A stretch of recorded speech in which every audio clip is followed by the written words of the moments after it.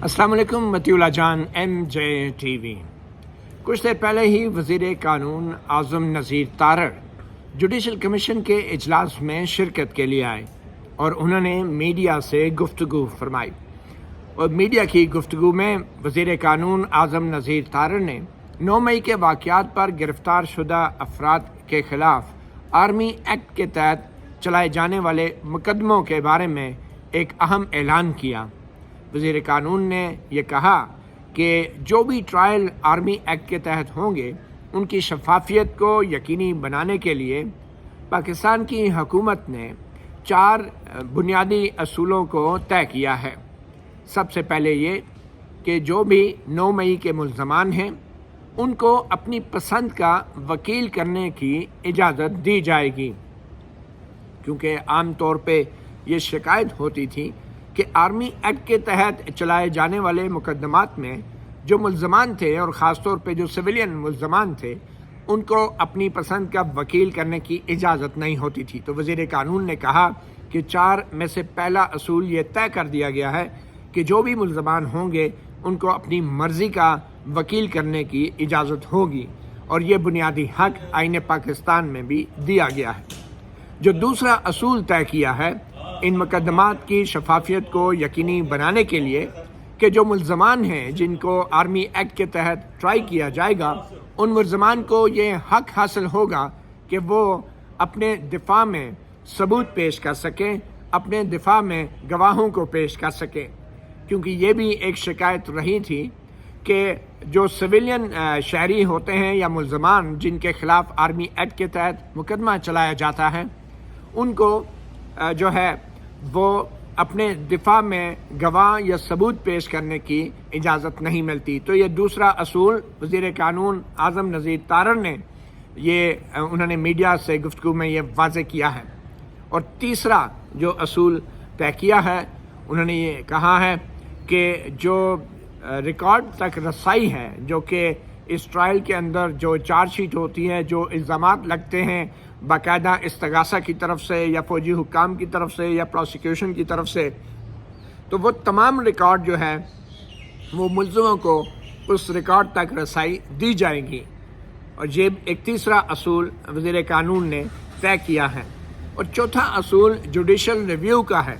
यानी कि जो मुकदमात भी होंगे और जो फ़ौज की आर्मी एक्ट के तहत चलाए गए मुकदमात में जो फ़ौजी अदालत फ़ैसला करेगी उस फैसले के ऊपर एक अपील का हक़ जो है, उस फैसले के ऊपर जो पाकिस्तान की अदालतें हैं वो भी गौर कर सकेंगी। यानी कि फ़ौजी अदालतों में अगर कोई सज़ा सुनाई जाती है तो उन सज़ाओं के ख़िलाफ़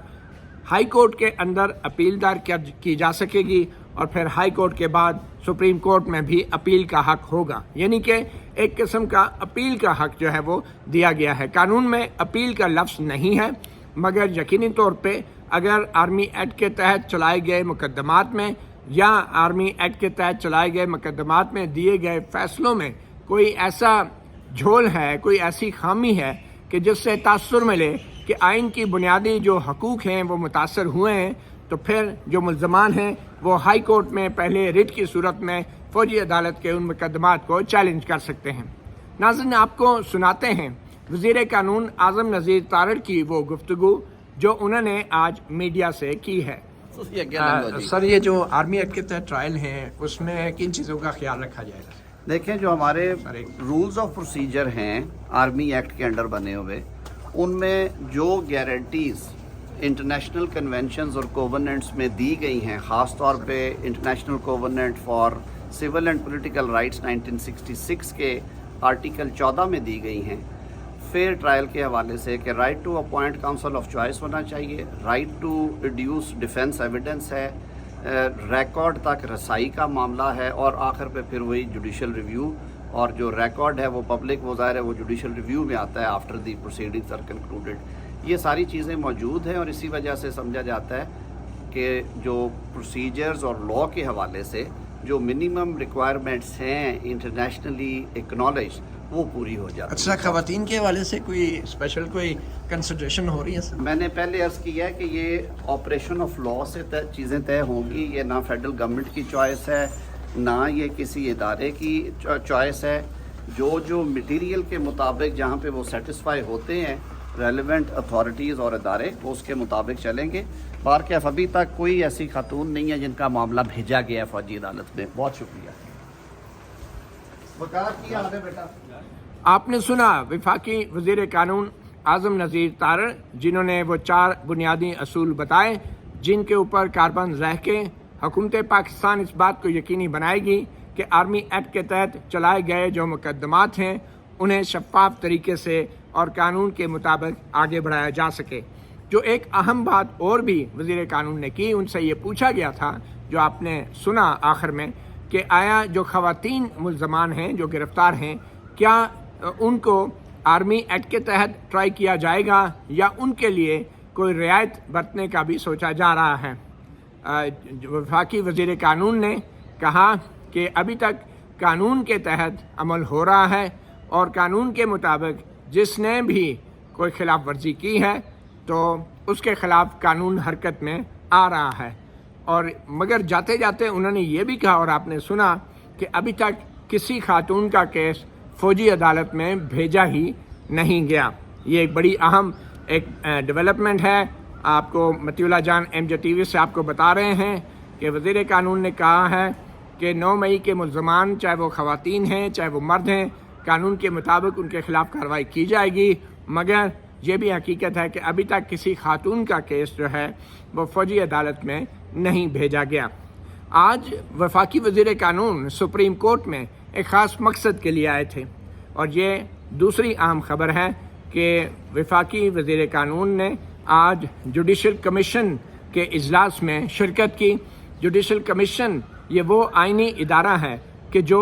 ہائی کورٹوں میں اور سپریم کورٹ میں ججوں کی تقرری کا فیصلہ کرتا ہے۔ جوڈیشل کمیشن کے ذریعے آج پشاور ہائی کورٹ کی جو ایک خاتون چیف جسٹس ہیں، جسٹس مسرت ہلالی، ان کے نام پہ غور کیا گیا کہ ان کو سپریم کورٹ میں لانا ہے۔ اور آپ کو بتاتے چلیں کہ جوڈیشل کمیشن کی طرف سے